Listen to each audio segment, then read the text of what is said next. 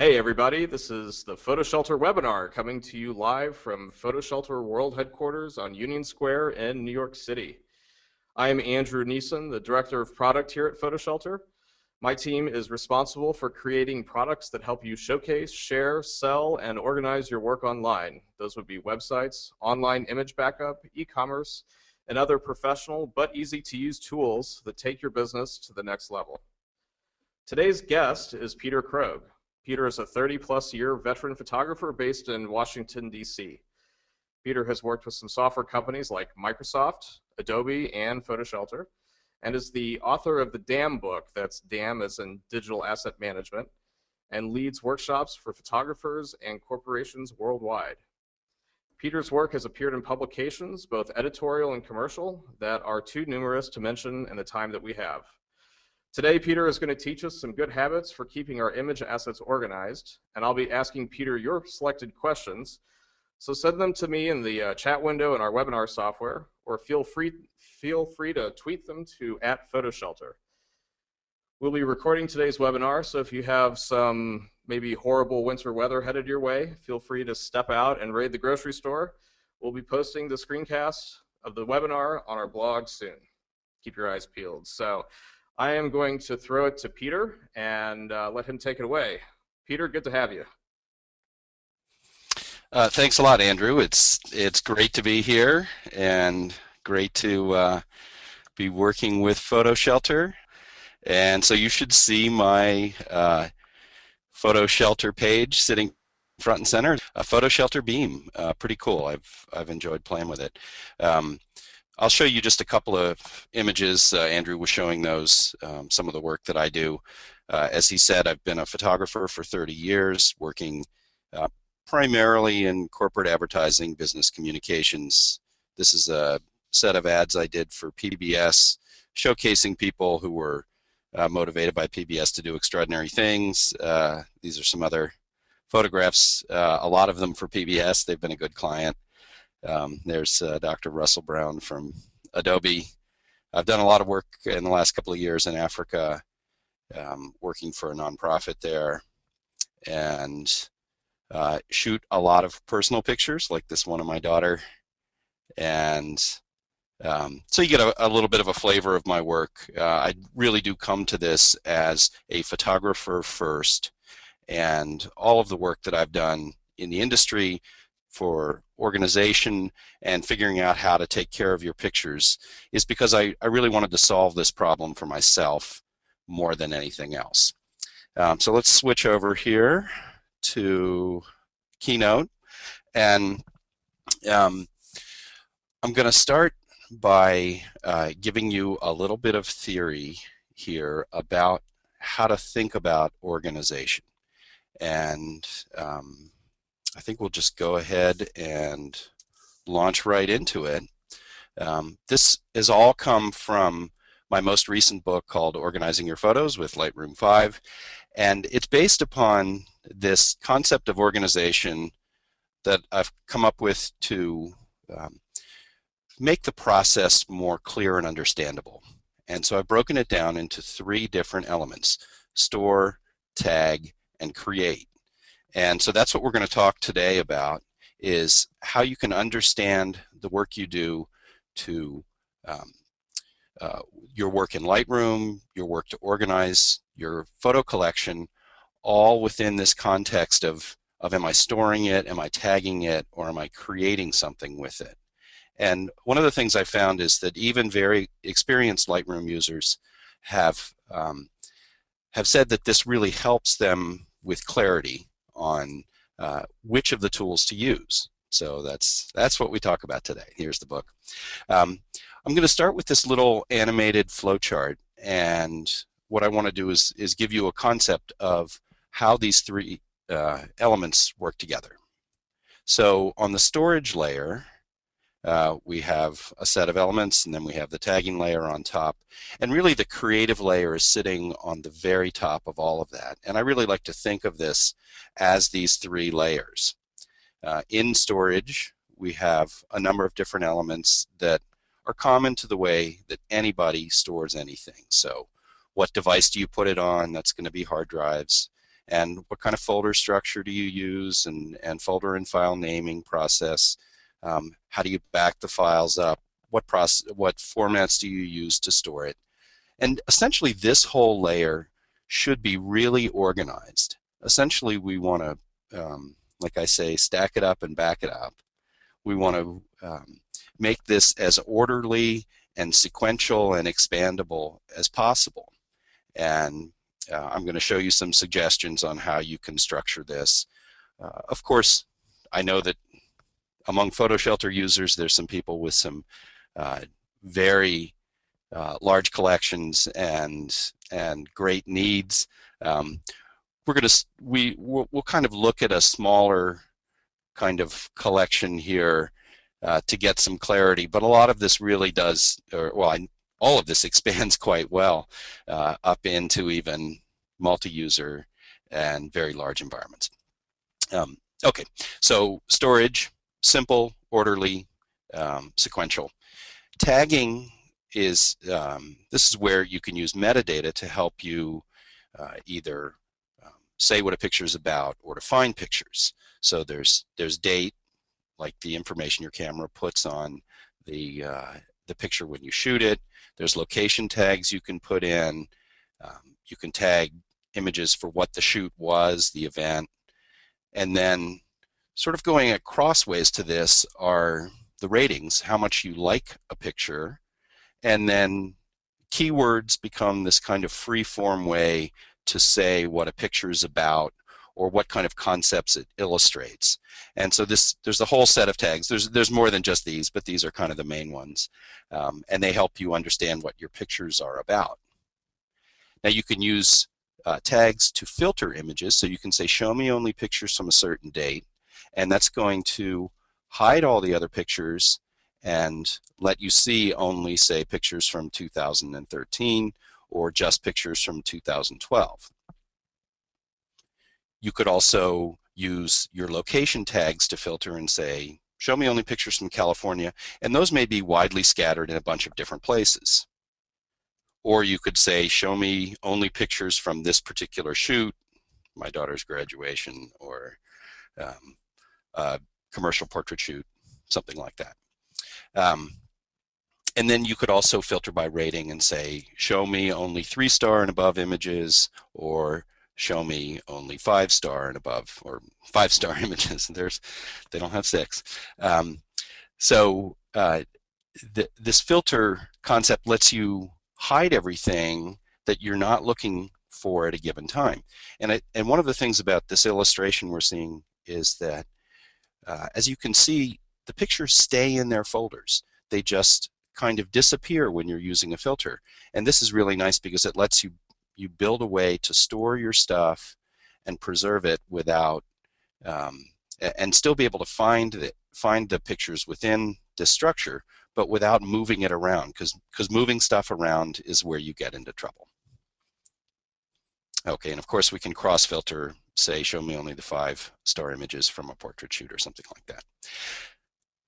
Now, the creation layer sitting on top is where all the real important action happens.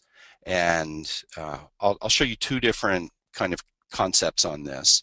And really, Lightroom is built for you to use collections to do this work. You may not have grasped that yet, but we'll definitely see by the end of this hour how that's really important. And you use collection sets to put those groups together. So let's say I have an event, and in this case we're going to talk about just getting a job out the door. So I can filter, I can use both the event tag and the rating tag to find all of the images from this shoot, and I can put them all into a collection. Then I can filter by rating and say, well, these are the images that I'd actually like to send to the client for proofing, and then the client can make their selection. And each one of these can end up being its own collection, and they can all stay bundled up in the collection set, and you can put that whole thing away. And all of this work can be done without you having to move stuff around in filters or sorry, in folders, you're just using the filter to find it, and then the collection set to manage your workflow and do your creation. And of course, when you take the filter off, everything's back exactly where it was.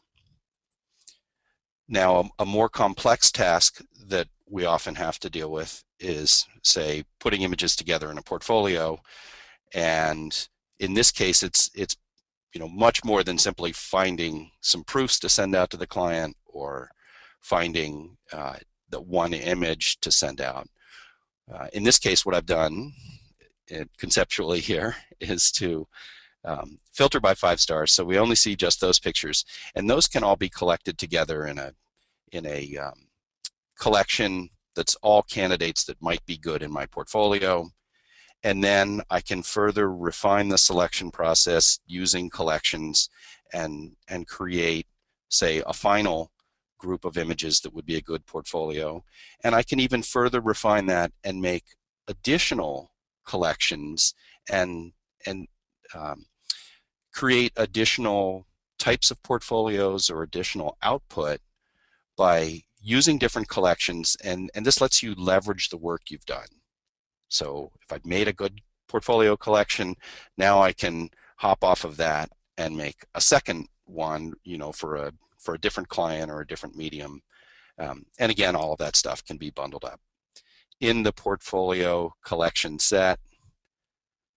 And with the exception of the files we're sending out, and that's a different set of questions we'll look at later, all of the originals can stay exactly where they were in the folders, and the whole folder structure stays really stable. So Peter, let me jump in real quick and ask you a question that just came in. And this actually relates to something I was working on earlier today. I'm working on a spec for a Lightroom plugin for PhotoShelter, and we use this term collection at PhotoShelter a little differently than Lightroom uses it. At PhotoShelter, we've got collections and galleries are stored inside of collections. To make things even more a little bit confusing, Lightroom uses the same term collection, but their term collection means a PhotoShelter gallery, and a PhotoShelter collection is a Lightroom collection set. So we got a question here about collections and smart collections. And I was wondering if you could address that a little bit, or maybe if you are planning on addressing that later in the presentation, we can defer that question. Yeah. Okay. They're interested in knowing the difference. Yeah. So let's start with the bigger question. And the bigger question is that we have this term collection, and we have that as kind of a conceptual term, right? Like, I'm going to collect images together to make a little pile of slides. And then we have very specific applications of the term collection, like the collections panel in Lightroom, or how the word collection is used in PhotoShelter. And for the most of this presentation, when I refer to the term collection, I'm really going to be talking about collections as they are implemented here in Lightroom, the collections panel. But I will do my best whenever possible, if I'm describing the concept of a collection rather than a Lightroom collection in the Lightroom collections panel, I'll try and be clear about that. And that is it's a little bit confusing.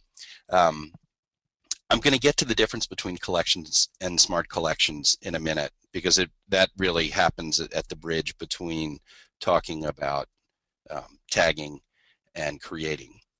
But it's I think that I will be able to illuminate that for the listener pretty well. What I'd like to do here first is to actually go through store, tag, and create in Lightroom so you can actually see what's what. And I'll talk a little bit about best practices for storage and how you might want to think about putting your folders together, how I suggest you put your folders together. And then we'll move on and talk about tags, and the two places we'll work most for that are in the keywords list panel over on the right hand side, and then I'm hitting the backslash bar, and we'll also look up at tags in the metadata panel, and particularly the filter bar is really a wonderful place to do your filtering. And then we'll look over here at the collections panel as the place that we do the work to create. And in this case, we'll dive into, for instance, the portfolios section, collection sets that I've created, and we'll talk about how to approach that problem. And then we'll also take a look at published services, which is where you can actually push those images out for, push it up to a PhotoShelter collection, or you could push it out to Dropbox, or just simply send it off to your client in whatever means you use. So let's start by talking about storage. And if you do get any, let me run through this, Andrew, and then once I get to the end of storage, if there are further storage questions, we'll take a look at that. So let's start at the beginning. The folders panel in Lightroom is actually showing you real folders. These are real folders on a hard drive. If I go over and show the hard drive here, this is the stunt double drive that I'm using for my demonstrations. And there's a folder here called Photos, and this is the photo library folder right here. It's on actually what I'm calling the photo library drive, and inside that is a photos folder. And you should always have one single parent folder on any hard drive you have in Lightroom, which aids in your ability to back up from one drive to another, and it makes it much easier if you ever have to repoint Lightroom over to the backup drive for some reason. So you always need a top-level parent folder. My suggestion is that within that top-level parent folder, you have a nice sequential, easy to understand set of folders that year is a really good way to do it. It expands nice and easily, and so I suggest that year folder is a really good way to go. And let's pop back over to photo library, and then within year, I suggest that month folders are a really good, easy way to organize things. And you can see that I have my month folders just in 0, 1 through 12, and then inside that are shoots. And the most important thing about your folders is that it's how you can stack your stuff up so that you can find it. Sorry, not that you can find it. So you can stack it up so that it's orderly and that you can back it up easily and you can restore it from backup. That's really the key for folders, is to be able to stack it up and back it up and restore it from backup if necessary. So don't try and make the folders do too much, because you can do so much more with metadata, which we're about to see.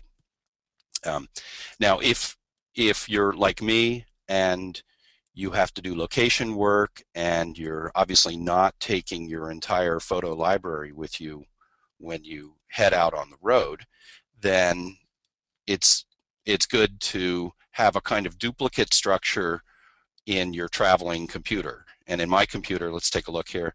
So I have the boot drive on my laptop is a solid state drive, and that's where my Lightroom catalogs are kept, and my works in progress catalog, which has about 80,000 pictures in it right now.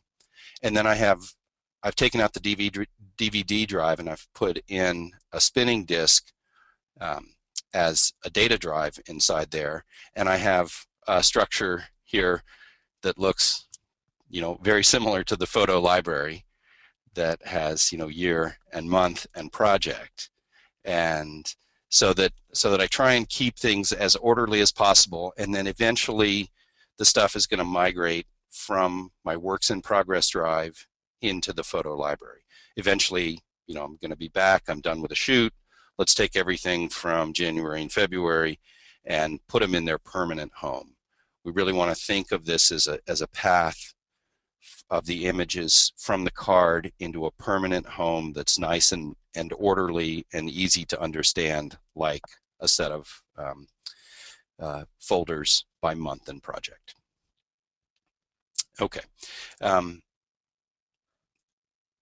I also suggest that at minimum, photographers should be, making a duplicate copy of this on another drive, call it photo library backup, so it's real obvious which one's the primary and which one's the backup. Ideally, you should have another photo library backup too, and that should live somewhere else, your friend's house, your mom's house, whatever. Um, and it should be as clean and simple and easy to understand as possible.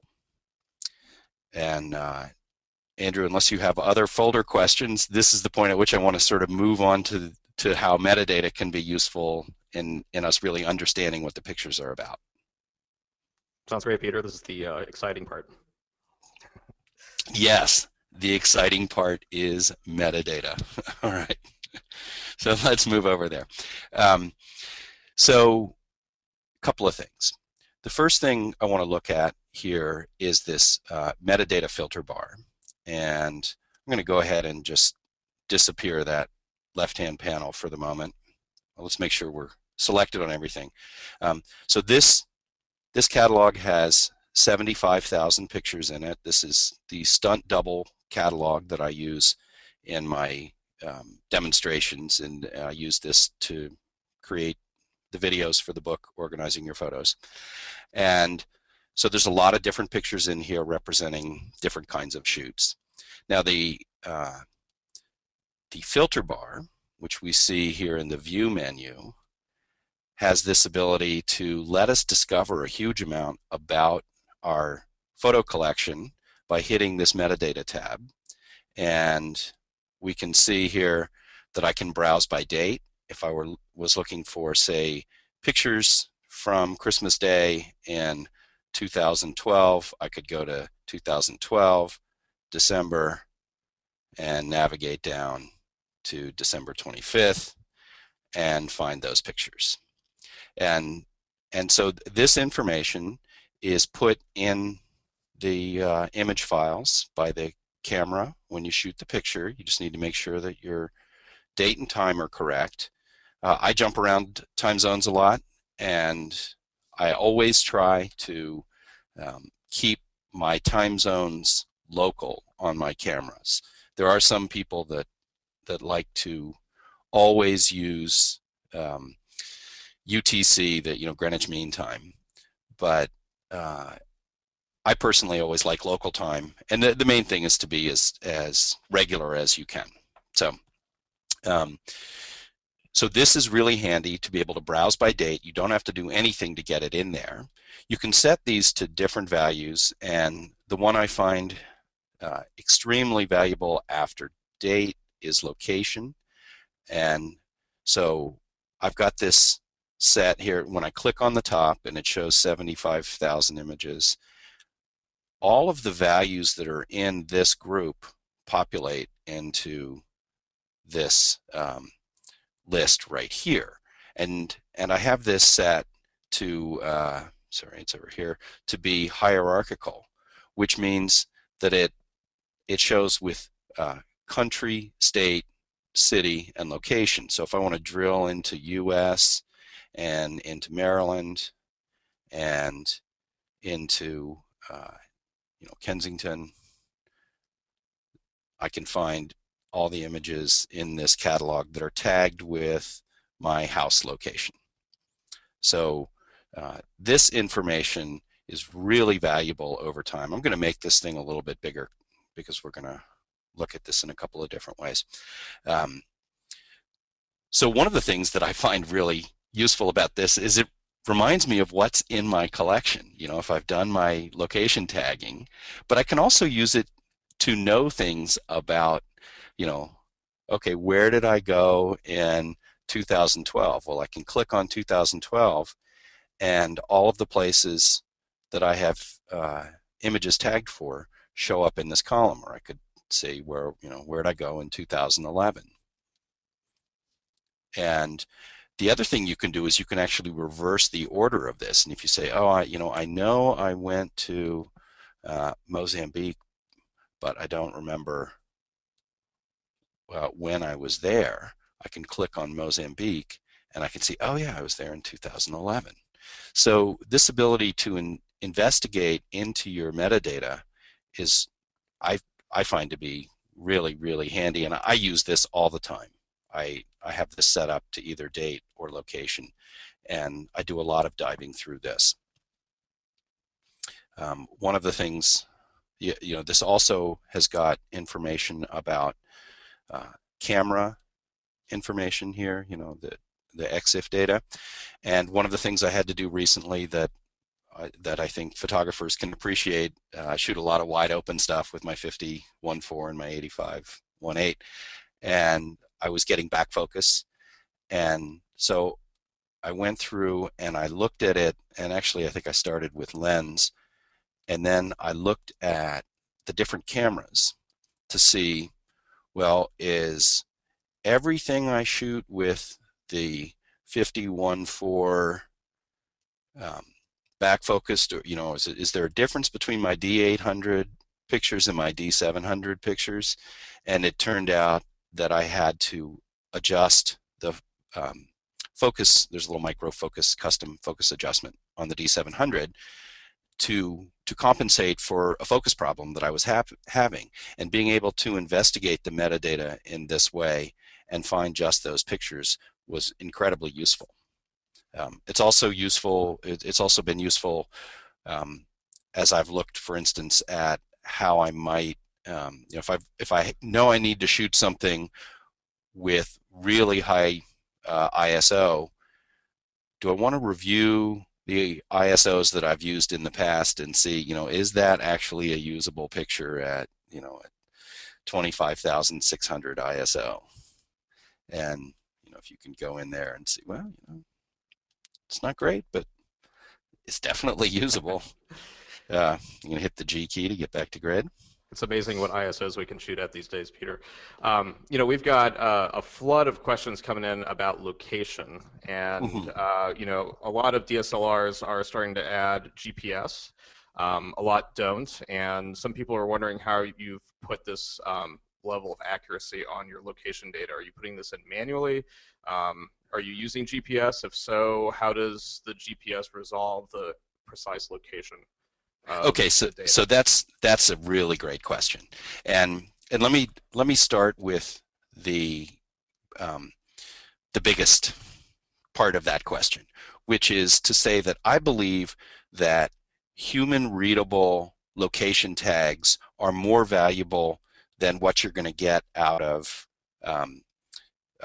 GPS, and even the reverse lookup you get from GPS, where you can use the geotag coordinates and have it go fetch some kind of a name.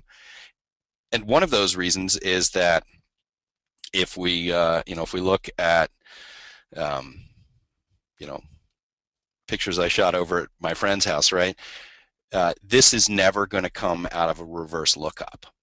So this is far more valuable information to me than what a GPS tag is going to be able to automatically give. So instead of using GPS for most of my location tagging, what I'm doing is I'm location tagging in the import process. So where you have import photos and videos, I create metadata templates, and one of the things that I've done is created metadata templates for just locations or for particular shoots that I do again and again. So if I've got a bunch of images that I shot at my house, we can open up that preset and see what's in there. Let's go to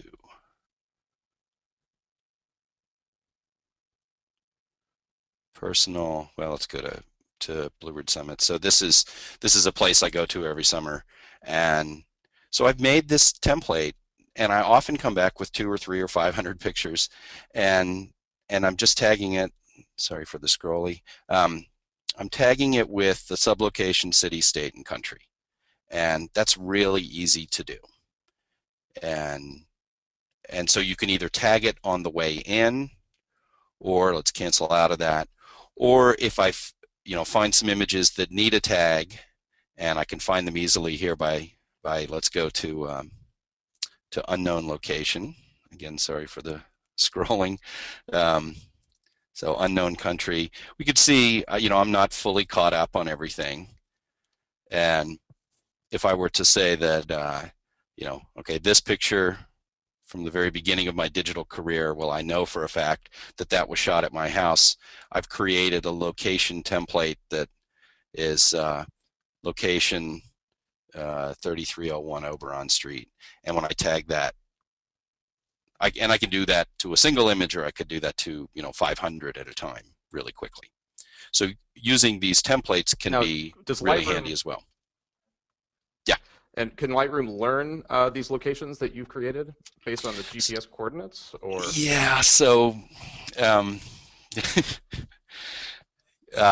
this is a thing I am unhappy that I have to say, is that one of the things they've done with Lightroom is they've actually separated what's happening with GPS coordinates and what's happening with the standard location tags, which are supported by like everybody.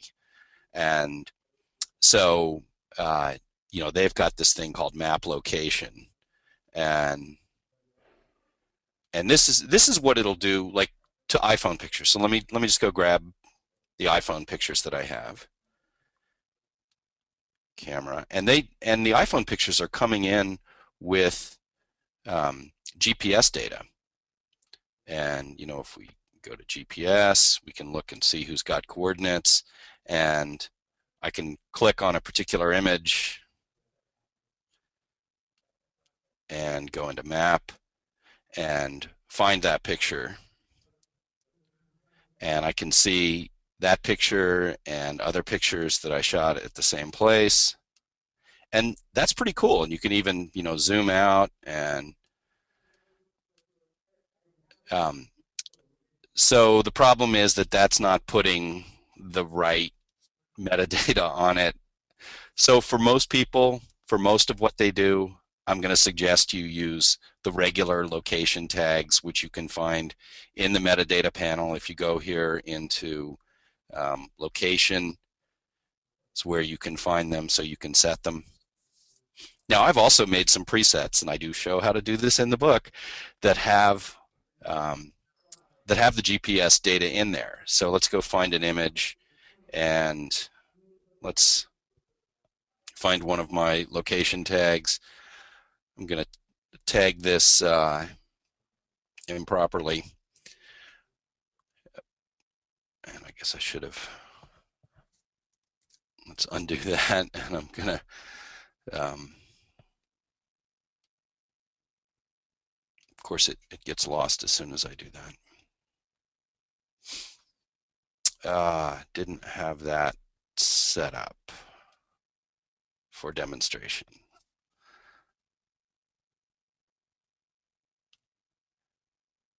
I don't think I can actually demonstrate that, but I can show you that inside the preset, I've actually entered GPS tags. So I am GPS tagging some images. Like when I add this preset, I'm adding the location tags, and I'm adding a GPS tag. And I could show you how to do that, but right now I'd like to keep moving. It is all outlined in the book in movie form. So let's see. The question was, which tags do we use? I strongly suggest that we use the regular IPTC location tags. Those are interchangeable with Photoshop and many other programs. They're read by PhotoShelter, and so those are the best ones to use right now. The one exception is if you're in a place where there just aren't meaningful location names. So for instance, when I was in certain parts of Botswana where there isn't a name necessarily for one of these places, but if you have that on a map here, that can be really valuable. So those become more valuable when you have images that are in places where there aren't real specific place names that would have any meaning to you. There is an entire chapter on location, and I really do think it's one of the most important ways that you can tag images. I think photographers' brains are really um, very attuned to where they shot a picture, and I think most people remember that about their pictures. I want to move next into keywords. I'm going to close up the histogram here, and I'm going to close up the metadata panel and open up my keyword list, because this, I think, is one of the places you can get a really important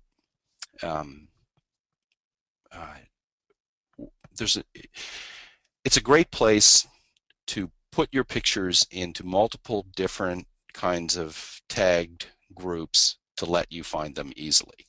And there's a couple of things I want to say. So first of all, I strongly suggest that you use your keywords in a hierarchy, which means that, you know, they fold up and they fold down like this, and that you use a small number of top-level hierarchies so you can make it easy to find any particular set of pictures.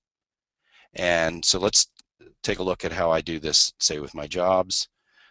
Anytime I shoot an assignment, I'll make a keyword for the client or the project, and I'll add that keyword to those images when the images get imported. Now, when I do a whole bunch of assignments for somebody, like PBS, I've done not just multiple assignments, but actually even multiple campaigns. Each one of these is a campaign. Then, you know, so this is a campaign, and each of these are individuals who were shot for a campaign. I tag the images from that shoot. In this case, you know, it's just the name of the person. This makes it easy for me to find these pictures at any point in the future, even years down the road. And you can see that this kind of hierarchy is nice and easy to navigate. It's really easy to make these. You know, if I did another NewsHour assignment right here, I could make a new one by right-clicking on it and create a keyword tag inside PBS, and we'll call this NewsHour. And that will end up inside PBS, and I can drag Hari into there. And so you can rework this hierarchy according to what's useful to you and according to the way that your collection grows. So a lot of people will start out with one big long list, and then you can just start bringing that list together according to what's useful. So I like to tag all my assignments. That's actually a pretty easy thing to understand, right? You know, you tag by client name, then you tag by the assignment, and if you need to break up the assignment here, then you can, actually that's not the one I wanted to look for. Let's look at this. So if you have an assignment with a whole bunch of, you know, different parts to the assignment, you can tag those by keyword and you know, subdivide in that manner. So this can be as simple or complex as you need it to be. It can grow. You can, you know, you could rename these. If you say, oh, I don't like that keyword jobs, I'm going to call that assignments. You can just change it, and it may take a minute to change here. There it is. I also tag by event, and so when I go out and shoot something, you know, if I'm shooting something with my family, I can tag that event, and then I can go find those pictures with a single click here. And this hierarchy grows naturally as I shoot more stuff, and so it, you know, it starts simple and it gets more and more complex. And one of the things I do show in the book is how you can, if you haven't done any of this yet, how you can start by putting things into big buckets and then subdividing those buckets. You know, you could take all of your client work and put it into a keyword called assignments. And then as time permits, or as you have some reason to, you could, make a new keyword inside your assignments keyword for, the client, and then dump all of the images from that client into that keyword. You create keyword tag inside. That's all you have to do to make one go inside there. All you have to do to add images here is to just drag them in. So let's say I'm going to create a keyword tag inside this trip with Josie, and I'll say, let's say for some reason you wanted to remember what restaurants we went to. I can create that inside there, and then we can grab, what do we have, 3 images here, and just drag them in there. And then it's easy to find them at any time with hitting that arrow, and that shows you those images. Now, if you've forgotten how you have organized your keywords, this is really nice here. This filter keywords will show you everything that you've got that has that particular keyword on it. And while our folders are supposed to be really neatly arranged, this area tends to be a lot more untidy, right? Because what you think of your pictures and how they go together, and what kind of tags you want to put on them, that changes over time, and you don't necessarily do things the same way each time. So this ability to find it through this keyword filters, it's really, I find that to be really useful. So Peter, along those lines, yeah. We've got a question coming in here about how adding these keywords to photos leads to a useful search result. So they're asking if you're adding these keywords for your own search that you might do in Lightroom, or if that might be available on the internet through, I don't know, a service maybe like PhotoShelter. Yeah. How that actually leads to a useful search result, either for you, yeah, awesome as a question, photographer or a photo buyer. Yeah. So I think the first thing, just from an understanding point of view, is that the photographer needs to understand that the large majority of what they are doing to keyword their pictures is probably going to be about them finding their own stuff, and that is a really different thing than making images available for purchase, to be found and purchased out on the internet. So because we're talking here today about organizing your pictures, the organization for your own pictures, my strong suggestion is, as you think about that process, what you're really doing is just saying, what is a meaningful term for me, and really what is a meaningful term for me to use to filter, to hide everything I don't necessarily want to see. And that's just a really different process than search engine optimization keywording. And you can download and import keyword lists that will help you add search engine optimization terms, and I show how to do that in the book as well. But really, from an organizational standpoint of organizing my stuff for me, it's not about, do you think of cow, or do you also need to have cattle, cows, bovine, farm animals, beef? I personally don't see that as a thing that you would necessarily want to have on your, all throughout my collection, just because that's not how I look for pictures. I'm looking for pictures through, typically, and let's move over here into collections and talk about smart collections and this other method of filtering. So smart collections, they are a type of collection, but really what they are, let's double click and open it up, is a set of rules. And in this case, I've got a set of smart collections that are based upon different ratings, and I have a really well-defined way that I like to use the stars.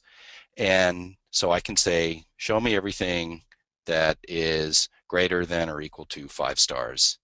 And this brings those images together. I was messing with this on the demo 2 days ago, so let's get rid of that term. It's going to look more logical now. Okay. So here's everything 4-star and better throughout the entire collection, or everything 3-star and better.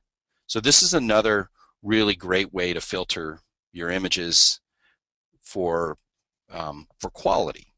And I have some very strong suggestions about how this ought to be used. You know, in my case, 0 stars means it has yet to be rated. 1 star means I'm going to keep it, but not necessarily show it. That might be like a panorama element, or just a utility or a diary image of some sort. 2 stars means that I could show it to the client. 3 stars means I'd recommend it to the client, even if the client is me. 4 stars means that it's a best of collection type image, and 5 stars means it's a portfolio quality image. And so I use these in as consistent a way as I can across the entire collection. So as you think about your smart collections, these are really places to gather images together according to some kind of characteristic of the image. So it might be that you frequently want to find everything that's in my collection that's a TIFF. You know, so here are going to be pano stitches, or I want to find everything that's a video file. These smart collections are really handy for that, but they're not the place you want to do your most important organization. And let's move into that, because that's the most important part. So store, tag, create. We are now in the create part. And in creation, we think about bringing images together to do something. So I was talking earlier at the beginning here about a job.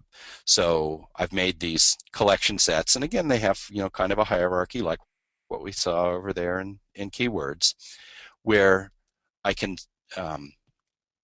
see, I can put all the images together from a shoot. I can organize this as deeply as I want it to, as it makes sense to me. So we can go back to our friend Lila. And so there's all the images from the shoot. And in this case, I didn't proof them to the client. What I did was I said, okay, here's the 9 images that tell the story. They were running, you know, running late on the assignment. They didn't even want to proof it, and then this was the one picture that they ended up using as the ad, as the, you know, as the finished piece. And so I'm keeping all of this information wrangled over here in collections. And so even though this was something that happened, you know, almost 2 years ago, I know which images were sent to the client as, you know, these tell the story, and which image was the hero image that ultimately was sent out to them. And so keeping that information all wrangled within here is, it's great for a couple of reasons. One is that I know this is where I'm doing the work. Another is that you can keep sequences, and that you can build this out as you need it. But let's take a look at another assignment that has a much more complex need. So this was, I did 2 different shoots over in South Africa, and this one was 2011. And I can tell this by looking at the file names. This one was 2012. And there were thousands of images. This one, there's 4,800 images. This one has 3,600 images. And so I did some kind of breakdown according to subject matter, and this was, you know, this helped me understand the pictures. But the place where this really became helpful is when I started having to put projects together, and I've done quite a few projects from this particular shoot. So for instance, we've hung prints that we've exhibited in local areas that tell the story of the organization. And so I'm able to make a collection here, and so making a collection is as simple as right-clicking and let's make one. And so I can make a collection. In this case, I'll include that one selected photo.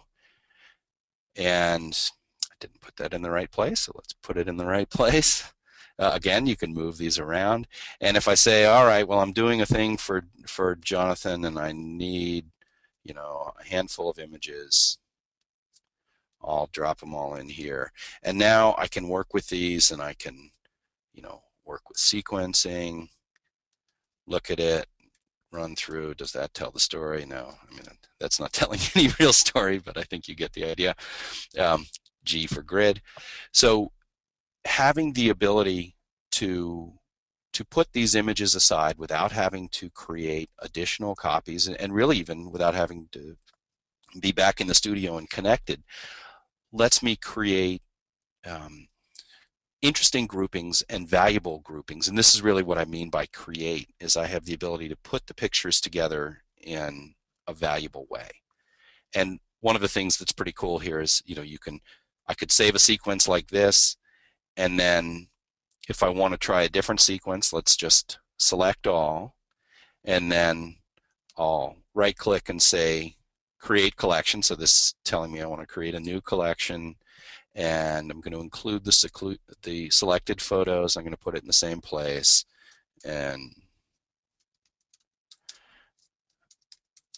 print sequence 2.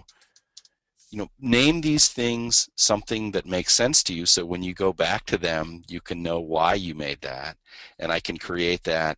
And so I have, I have this one, and now I have this other one, and if I want to start, oh, well, really, I should put the travelers in the front, and I should,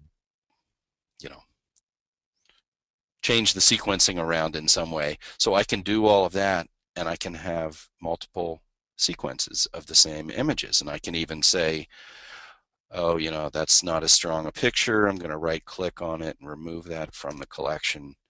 And so I can work on this fully independently of this, and really sort of massage my storytelling and get the pictures correct. And so this is all, a project based, but then I do the same kind of thing when I'm doing portfolio, and I go through this in pretty good detail in the book, where I show how you can start by, let's start by filtering down to just the 5-star images. We can select all of those and create a new portfolio, and let's right-click and say create collection, 14 demo, include selected photos, create, and now I have this new group of images that I can start playing around with as a portfolio. I'm starting by filtering, and now I'm creating. So Peter, we're getting some questions about how Yeah. files are managed as you're creating collections. And just as a point of clarification, you're not actually duplicating the image files on your hard drive when you're creating these collections, right? Yeah, so that's the beautiful thing, and really just an absolutely essential thing to understand. If you can do the work you need to do to organize all your stuff within a Lightroom catalog, then you really can just leave all the pictures in the place they were in, and you don't have to move them around, and you're not creating a difference between your primary copy of your stuff and your backup copy. And the most important of your pictures need to be in lots of different places. And so if I don't know what we'll see here, we're working without a net, but okay, these are all of the different collections that this particular image is in. I just right-clicked on it and it brought up the context menu, and it showed me that it's in all of these different collections. And this is really, I think this is really critical, is that by using collections, these are just, pointers to the same original image, then you don't have to duplicate the picture. You don't have to move it around into a bunch of different places. The storage stays the same, and the storage is orderly at the same point that your creative process is not orderly. Your creative process is messy. That's the nature of the creative process. And so these images that live in collections then are, this is really just kind of like a list of pictures, and it's showing as thumbnails. It's a playlist in iTunes, yeah. Yeah. Yeah, it's just a, and I can make as many different playlists as I want without duplicating the pictures. And that frees me to not worry about preserving the image files, not worry about the storage layer. The storage, I set it and forget it, stack it up and back it up. But the work I do to try and bring these things together, to create with it, is messy and multifaceted and used for multiple different things. I want to show real quickly here how you can use Lightroom and this work that you do to create images, to create collections, and to put your images together in interesting ways, to then publish and connect straight to your audience as part of the creative process. And so, one of the things that I've got here is this set of images. I'm not sure I've got the right one selected, but it'll work for the demonstration here. If I've got the images selected down to the sequence I want, then I can use the publish services down here to push these images straight to PhotoShelter, and you can even push them up and have them retain. You can have it get a numbering so that the sequencing shows up the same. It's really easy. So, essentially, I would just take these images that I've created this final portfolio collection in, and just select, and then create a new published collection in PhotoShelter and call it, my excellent portfolio. Include the selected photos and create, and then these images are now a button away from going up to PhotoShelter and becoming a new portfolio. And you can see here this thing I have, this pictorial. This was one I used in the book as a demonstration. I actually showed how I created it as a portfolio, and then how I uploaded it, and how it ended up in PhotoShelter up here as as its own portfolio. And there's a direct connection. And if I were to take one of these pictures and say, oh, you know what, I think I didn't get the color balance just right, or I need to do something else to this, I actually have the ability back in Lightroom to make a change to that picture and then push those changes back up to PhotoShelter, which I think this is a really interesting area of growth, where you can have your Lightroom catalog connect onto web services, and it gives you this really short and excellent story of going from the store tag and create, the creation you've made, out to the world to either offer your images for sale or to show them off as a portfolio.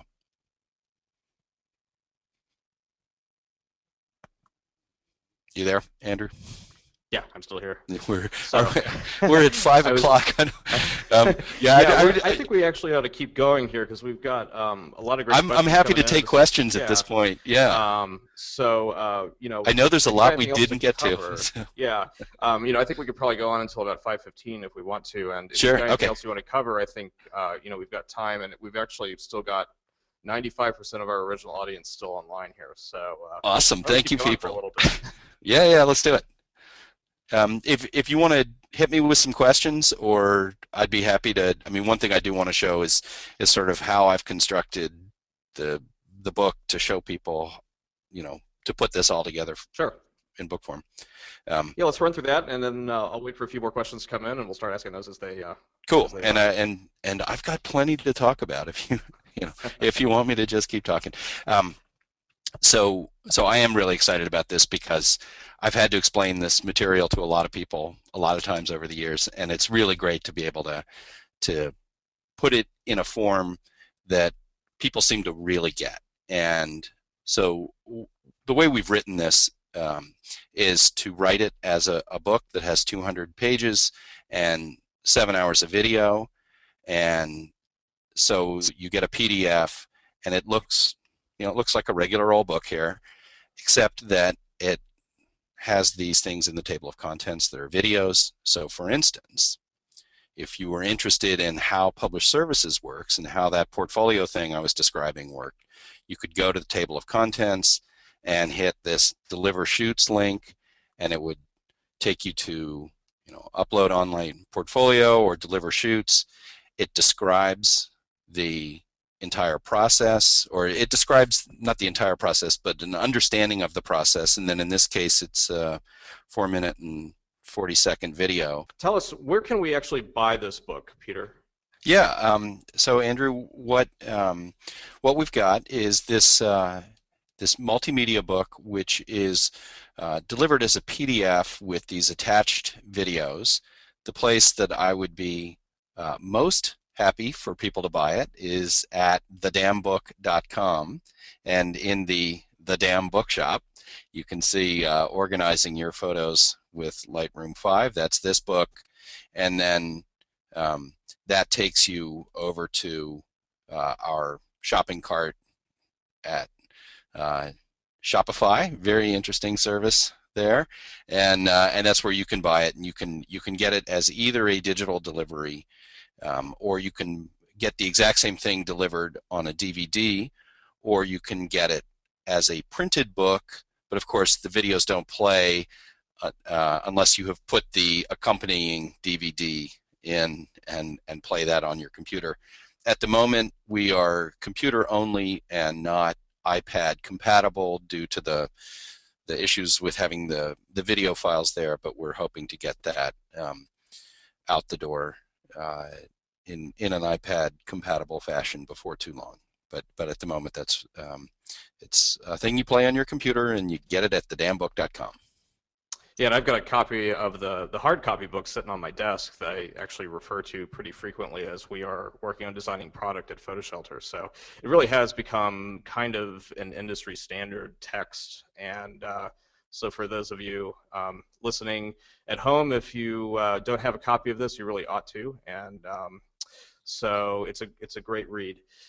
So, Peter, I think the question that's on everybody's mind is, what do I do with all of these years of photos that I've got sitting on random hard drives that I haven't gone through and organized? I know personally, as a professional photographer, I've got all of my work that I've done for clients well organized, and they're all in PhotoShelter and in Lightroom. But I've got all of these photos that I shot on vacations and family trips and things like that that are a disorganized mess. So yeah, what do I do now to get that in order?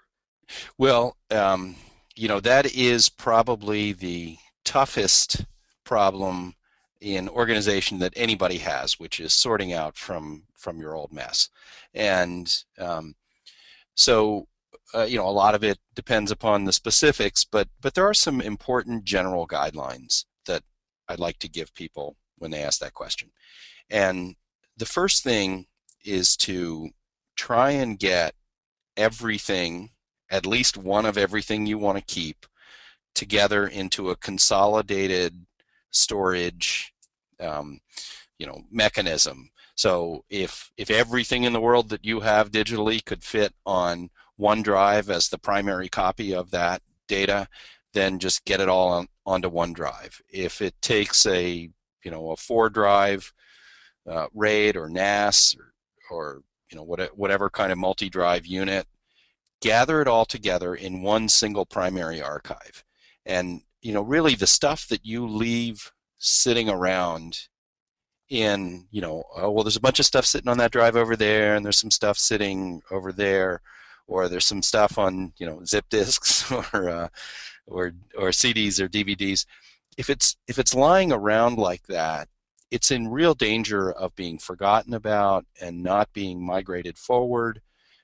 It's in real danger of the actual mechanism malfunctioning, so that the the optical disc, the DVD, Blu-ray, or CD could become unreadable. Or if it's a if it's a real mechanism like a hard drive, then that can become unreadable. So you want to bring everything together, and then the the thing that I suggest for most people is drop it into a catalog. And now, if you know that what you've got are mostly photographs, and if in hopefully in a perfect world you'd have mostly um, the original photographs all consolidated together. If you could do that and then drop those into a big catalog and examine them through the catalog to try and see what you've got there, and to keep a record of what you've got there, and then you can begin the process of sorting that stuff out. But really, first thing is consolidate it in one place, catalog it, and then hopefully um, as fast as possible make a backup copy of that new consolidated information. And it's fine if it's just a simple duplicate. If you've got everything on one drive, can you put it onto another drive of the same size and unplug that drive? If nothing else, now you've protected yourself against kind of 90% of the bad things that would happen. If you can take another copy of that off site, then you've probably protected yourself against another 90% or more of the other bad things that could happen, like fire or theft. And then work through that older stuff as necessary. And it's as you need to look for something. If you need to look for pictures of your kids or old client photos, or it's your dad's birthday or whatever it is that makes you want to revisit that material, if you can revisit it through the catalog, do a little bit of tagging, and do your tagging and your creating through the catalog if possible, and gradually over time you can build order into that older collection. And I actually have a couple of methods that I show in the Organizing Your Photos book um, to both collect that material together, to do some sorting between the duplicates, and then to start organizing stuff that doesn't have tags on it yet. A handful of big buckets you can drop it into, like this is family work, this is client work, this is stuff from California, this is stuff from New York. That makes it much easier to find as you actually want to do something with the pictures. Yeah, that's actually quite a relief, because I've got a lot of photos that need to be organized, and now I feel like I'm a little bit off the hook as to having to go through and brute force organize all of that stuff. So I agree. Yeah, as I go back and look through the images, I'll organize them as I go, and I guess theoretically, if I'm not actually interested in looking back at them, they're probably not all that important. So Yeah, you don't want a it to good be advice. you have to drink the ocean kind of thing. um, no, if you make the task too big, like you're going to go through every picture and you're going to keyword every single picture with who's in it, and you're going to location tag every picture, you're going to you get a few hours into it and say, oh my God, this is horrible. But if you could drop them into big buckets, this is personal work, this is back when I was a young and irresponsible youth pictures, then then the process is a lot easier and faster and more fun. Well, Tagging great. can be fun. Well, I'm definitely energized by this conversation. I'm looking forward to actually digging into some of those photos this evening. And I just want to thank you for the time that you've given us. And I know that we've got a lot of great questions that have come in today, and I have a feeling we're probably going to be doing another iteration of this topic on the webinar, and maybe getting into some advanced techniques in Lightroom and organization. So with that, I would like to thank you for your time, Peter.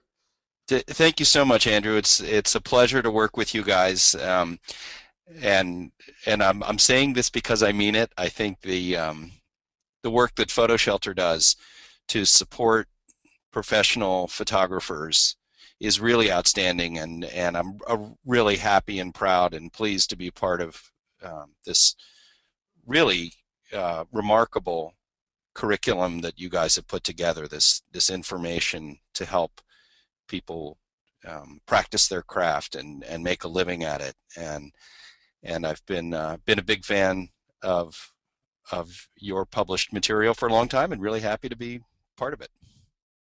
Well, thanks, Peter.